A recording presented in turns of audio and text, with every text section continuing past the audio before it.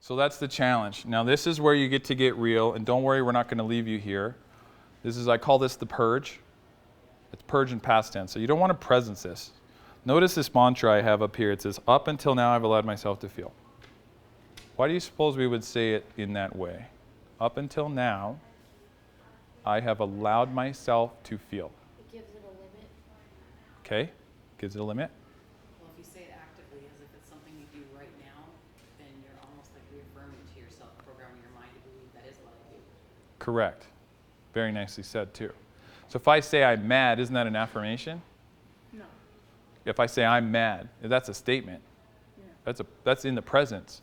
But if I say up until now, which is in the past, I've allowed myself to feel, then I'm putting it in the past tense and I'm taking ownership.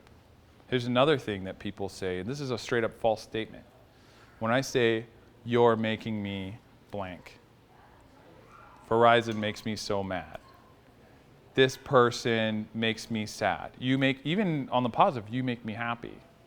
We give our energy, we give our power away to other things when we say that. When really we get to just take ownership and be accountable and say, you know what, I'm allowing myself to be angry right now with you. I say it to my girlfriend like 4 times a day. I'm just kidding. No. She's the sweeter of us too, believe it. No, but whenever we have a conflict, we'll say, I'm allowing myself to feel, and we'll usually state, I'm going to be vulnerable for a second, say, I'm allowing myself to feel mistrusting right now because I have trust issues and this is triggering me. Totally take ownership of it. That's the first step. When I'm like, you're making me, it's like I'm attacking and I'm not taking ownership. So it's really powerful to just say, I'm allowing myself to feel mad right now. Give me a minute. Back off. Okay, so what you'll do, what I do, so this is the first degree and this is the second. I'll state up until now, I've allowed myself to feel. I'm going to start this one out. Stuck. What's another word? What do you guys feel? Afraid. Okay, afraid. All right, I'll go again. Overwhelmed. Sometimes I'm like, wow, to make this, this, and this happen, I got to do this, this, and this. And I have an hour. That's overwhelmed. What about? With money, just being, what I have found for myself is that I took a job beneath me. Sure. Just so I could grow from that. Mm-hmm. So, and now I feel like I've done that. It's been almost a year. Mm-hmm. And so I want to move forward and go to the next step. Cool. I'm vibrating at a higher level right now for Cool. myself, so I know that I deserve more. Absolutely. Cool. Good to hear. So that, when you made that decision, would you say that you were in a space of desperation? When you made the decision to take a job beneath you? Yeah. In the beginning. Yeah. Okay. In the beginning. And that money will motivate us to do that. Okay. Or we allow it to. Let's put it that way. So sometimes desperation. Okay? See? Well, I'm trying to think of the word that you would put to where you're it's kind of similar to frustration. Basically, you feel like you really want to make those changes, but you don't really know how to do it. Anxiety? I guess anxiety. Anxiety, frustration. Mm-hmm. Anxious. I kind of get fear and stuck out of that one too. Yeah. Right? Anxious. Yeah, I don't see anxious on the list. Frustration.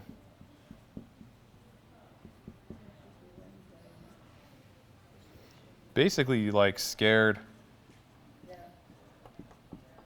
uncomfortable, because maybe it's out of your comfort zone. In order what you have to do, you have to step out of your comfort zone. Right? Yep. Okay, so I will continue to do this until I'm out. Until I'm just, it's like a Like bullets in a clip. You just fire away until it's empty, okay? Because it's basically the equivalent of purging. Write all the bad. Yeah. And so what's cool about this is like, when do we get permission to be honest about this stuff in this society without some sort of somebody intervening?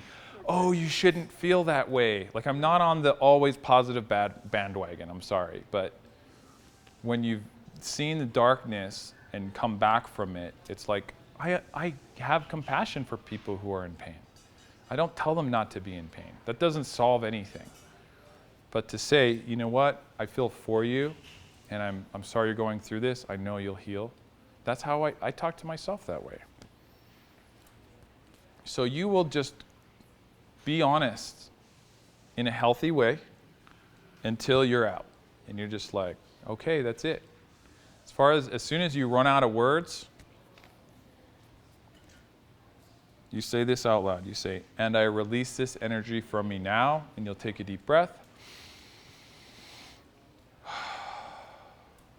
And I actually envision all my cells in my body opening up and just like smoke kind of coming out.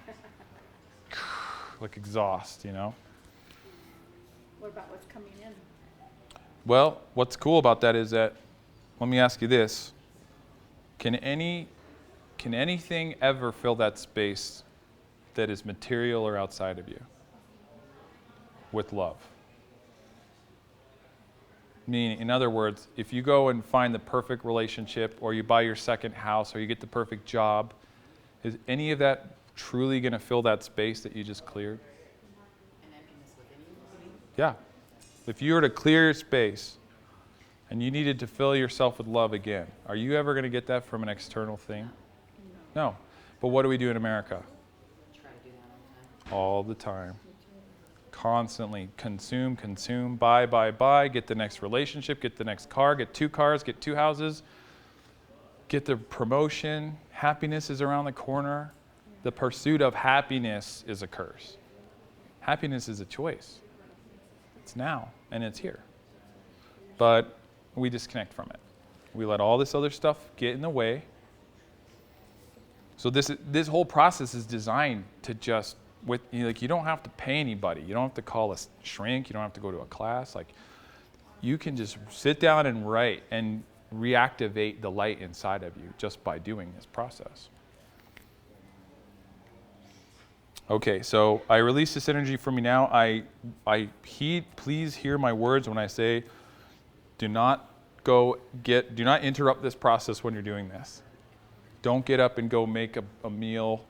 If somebody comes to talk to you, whatever, like, do that start to finish. And I like to be by myself when I do this. This is a healing process. So go sit under a tree or run a bath. Or, I'll go cry. I don't like to cry in public. I do it at my talks all the time. But if I'm in a space where it's like I'm at work, I go and separate myself, and I go and do this, and then I come back.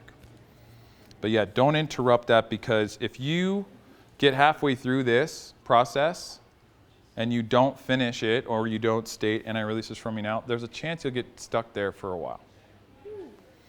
And in fact, we have a fellow 12-stepper here, and I don't mean to ever say anything bad about the system, but a problem that I personally had with it was stating I am this, stating all the problems, and then leaving.